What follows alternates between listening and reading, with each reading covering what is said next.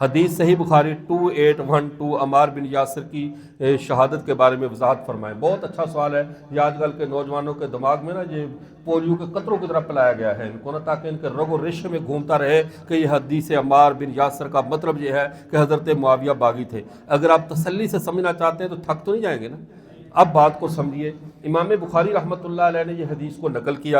امام بخاری کا ایک اصول ہے، امام بخاری تقطیع حدیث کرتے ہیں۔ تقطیع حدیث کا مطلب ہے ایک حدیث کا ایک ٹکڑا اس کی جہاں ضرورت ہو وہاں ذکر کر دیتے ہیں، پوری حدیث کو بسا اوقات امام بخاری رحمۃ اللہ علیہ نقل نہیں کرتے، کبھی ایک جگہ پہ نقل کر دیتے ہیں، 20 جگہ پہ اس کے اجزاء نقل کر دیتے ہیں۔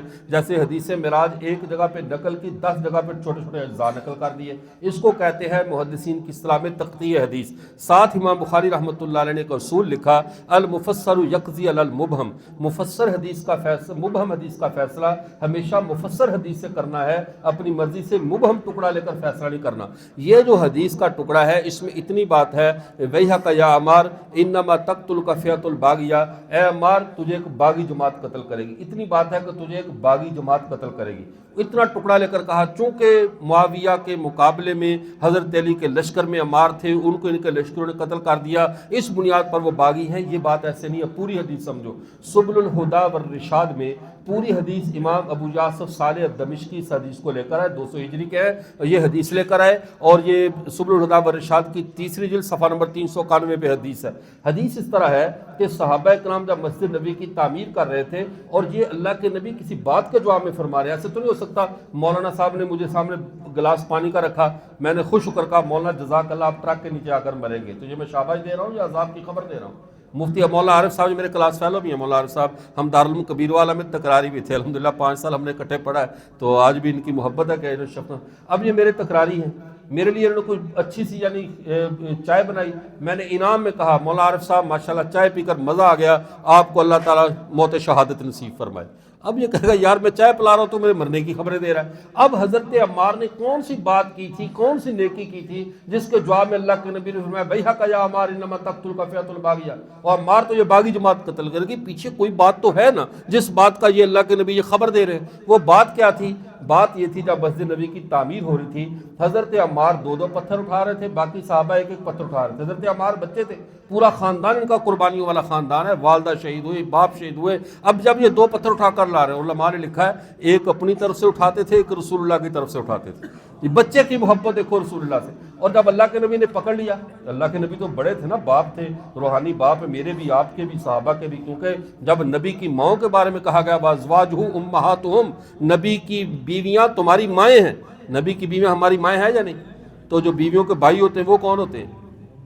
تو اب ہمیں جو تانا دے یہ ماموں پارٹی ہے، اس کا مطلب ہے اس کی یہ مائیں نہیں ہیں، اس کی یہ مائیں نہیں ہیں، ہماری مائیں نبی کی بیویاں ہیں۔ جب ہمیں کوئی ماموں پارٹی کہتا ہے ہمارا سینہ فخر سے چوڑا ہو جاتا ہے، اس نے ہمارے صحیح نسب پہ انگلی رکھی ہے، اس لیے کہ جب نبی کی بیوی ہماری ماں بنے گی تو نبی کی بیوی کا بھائی ہمارا ماموں بنے گا۔ یہ ماموں پارٹی کا تانا دینے والے مرزا صاحب نے ان سوالوں کو اٹھایا ہوا ہے، اللہ ان کو عقل عطا فرمائے۔ اب دیکھیے اللہ کے رسول نے پکڑ لیا، کہا مار یہ کیوں 2 اینٹیں اٹھا رہے ہو؟ اب فوراً کہنے لگے یا رسول اللہ ان صحابہ کا یریدون قتلی، آپ کے یہ جو صحابہ ہے نا یہ مجھے ویسے ہی جان سے مارنا چاہتے ہیں۔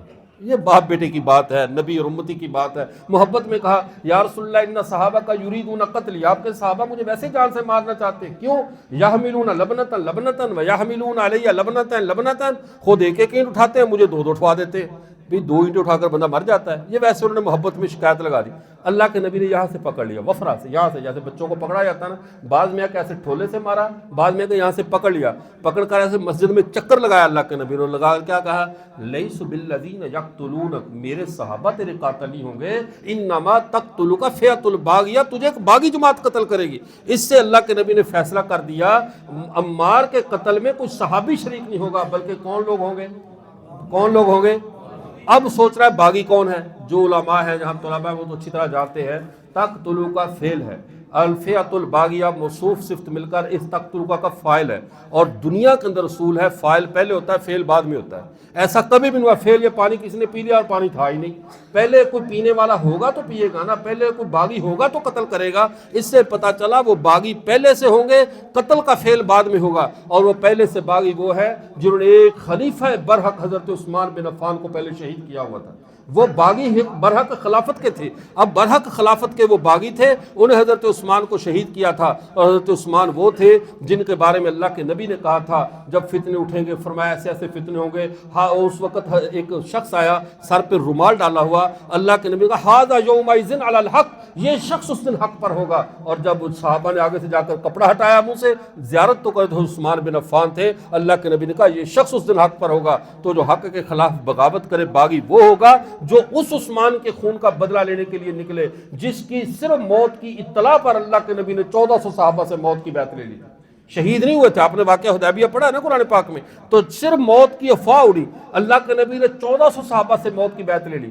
اور جب وہ شہید کر دیے گئے تو وہ چونکہ بنو امیہ سے تھے اور حضرت معاویہ بنو امیہ سے تھے, عثمان کے بیٹے ابان بن عثمان نے خود جا کر حضرت معاویہ کو متولی بنا دیا خون کا, اور وہ شرعی حکم قصاص کے لیے نکلے تھے. جو اللہ کے حکم کے نفاذ کے لیے نکلے وہ باغی نہیں ہوتا, جو نبی کی سنت پہ تلوار لے کر نکلے وہ باغی نہیں ہوتا, بلکہ باغی وہ تھے جنہوں نے پہلے حضرت عثمان کے خلاف بغاوت کی. انہوں نے حضرت عمار بن یاسر کو شہید کیا. اس سے خام خواہ حضرت معاویہ کو ثابت کرنا یہ ان کے اندر کا بغض ہے, اندر کی وہ گندگی ہے جو باہر آ جاتی ہے. حضرت معاویہ اور حضرت علی ان تمام الزامات سے بری ہیں. بلکہ میں تو کہتا ہوں ہم جب ان صحابہ کی آپس میں مشاجرات کو دیکھتے ہیں میرا دل پتہ کیا کہتا ہے, اللہ کے قرآن ان کو مشاجرہ کا ہے, اور شجر وہ ہوتا ہے جس کا مڈ ایک ہو, ٹانیاں آپس میں ٹکرائیں, انہیں مشاجرہ کہا جاتا ہے کہ شجر کی ٹانیاں آپس میں ٹکرا رہی ہیں. جب ایک ٹہنی پہ اعتراض ہوگا تو ٹہنی پہ نہیں اس مڈ پہ اعتراض ہوگا. اس درخت کا مڈ جناب رسول اللہ ہے اور یہ ٹہنیاں صحابہ ہیں, یہ آپس میں 1000 بار بھی ٹکرائیں ہمیں کوئی ٹینشن نہیں ہے. کیوں؟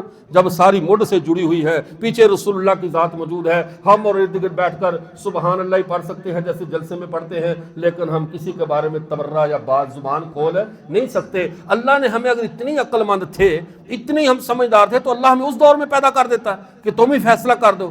ہم جیسے بدھو اسی دور کے لیے تھے کہ بیٹھو گھروں میں اور آرام سے دیکھو, صحابہ کے بارے میں بدگمانی مت پھیلاؤ. حدیث سے یہ حدیث سمجھ میں آ گئی بخاری کی, اب دوبارہ دھوکہ تو نہیں ہوگا.